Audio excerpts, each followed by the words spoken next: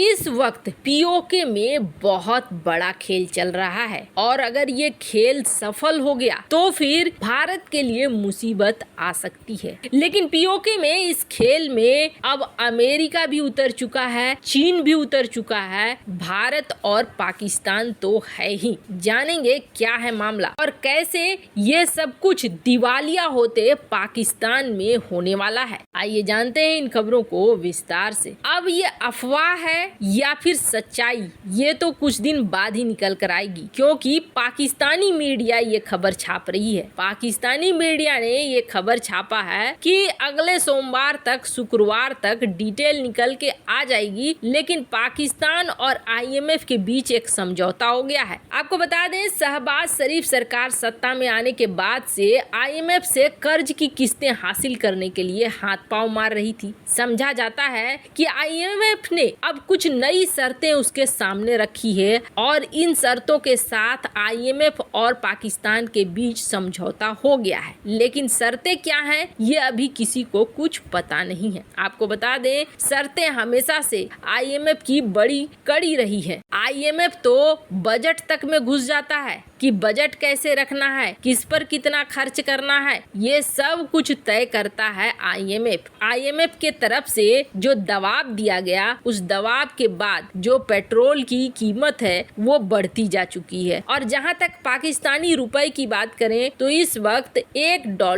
214 रुपए के बराबर पहुंच चुका है और अब ये लगातार पाकिस्तानी रुपया गिरेगा, ये भी तय हो चुका है। आईएमएफ मिलकर स्टेट बैंक ऑफ पाकिस्तान के साथ लक्ष्य तैयार कर रहा है कि कैसे आपके महंगाई घटेंगे, कैसे विदेशी मुद्रा भंडार बढ़ेंगे और कैसे और सारी चीजों पर ध्यान देना होगा। समझा जाता है कि कुछ नहीं होगा, सीधे सीधे आम लोगों पर जोरदार मार पड़ेगी और इमरान खान ने जो जाल बिछाया है उस जाल में शहबाज शरीफ सरकार फंसेगी। कारण क्या है? कारण ये है, अभी तक पेट्रोल और डीजल पे दाम बढ़े। अब है कि 50,000 से 1 लाख रुपए तक की तनख्वाह पाने वाले कर्मचारियों पर अलग से 1200 रुपए का टैक्स लगेगा। सरकार अपना खर्चा घटाएगी और खर्चा घटाकर 152 अरब रुपए तक लाएगी। अब 152 अरब रुपए तक खर्चा घटाएगी तो कैसे घटाएगी, इसका भी उपाय उन्होंने कहा है कि सबसे पहले तो 550 अरब पाकिस्तानी रुपए इकट्ठा करो। अब 550 अरब पाकिस्तानी रुपए इकट्ठा करने का सबसे बड़ा उपाय है कि आप अपने ही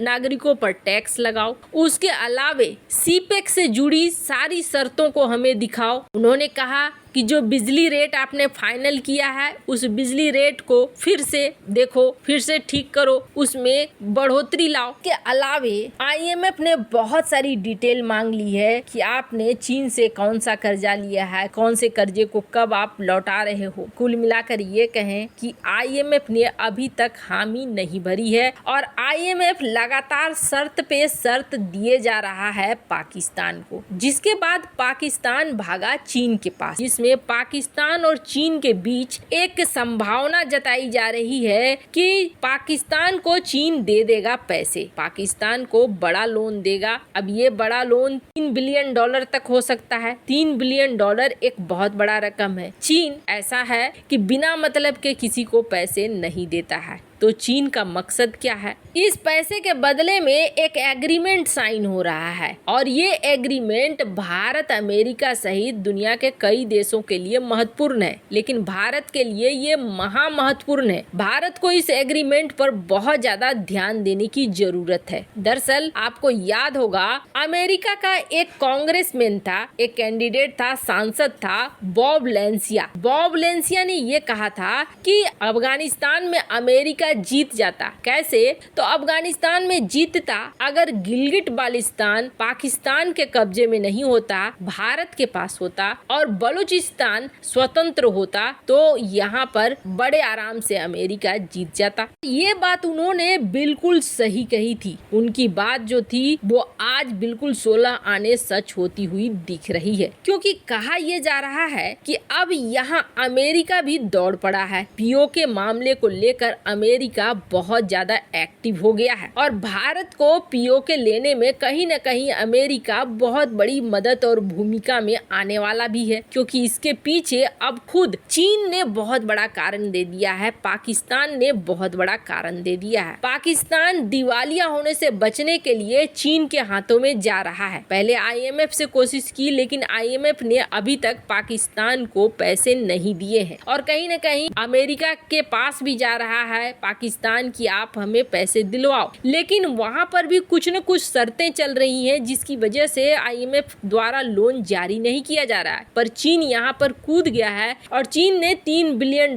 देने की बात कही है। इस एग्रीमेंट के तहत कथित तौर पर ये एग्रीमेंट साइन होने जा रहा है कि गिलगिट बाल्टिस्तान को लीज पे दे देगा पाकिस्तान चीन को। यानी इस इलाके पर जिस तरीके से हम्बनटोटा पोर्ट 99 साल के लिए लीज पर ले लिया है चीन ने, वैसे ही इस इलाके को भी लीज पर लेगा चीन। ये इलाका है कौन सा? ये है पीओके। और पीओके के लिए भारत का रुख क्या है ये साफ साफ दिखता है। पीओके को लेकर भारत ने पहले भी कई बार वार्निंग दी है। हालांकि भारत की वार्निंग को नजरअंदाज करते हुए सीपेक परियोजना पीओके के कई हिस्से से गुजारा है चीन ने। फिर भी अब स्थिति कुछ अलग आ गई है। जिस तरीके से पीओके को लेकर अब कथित तौर पर चीन और पाकिस्तान के बीच में डील होने के चांसेस नजर आ रहे हैं, जिसमें ये बात कही जा रही है। पर अब यहाँ पर अमेरिका कूद रहा है। अमेरिका इसलिए कूद रहा है क्योंकि चीन को काउंटर करना है तो पीओके भारत के पास रहना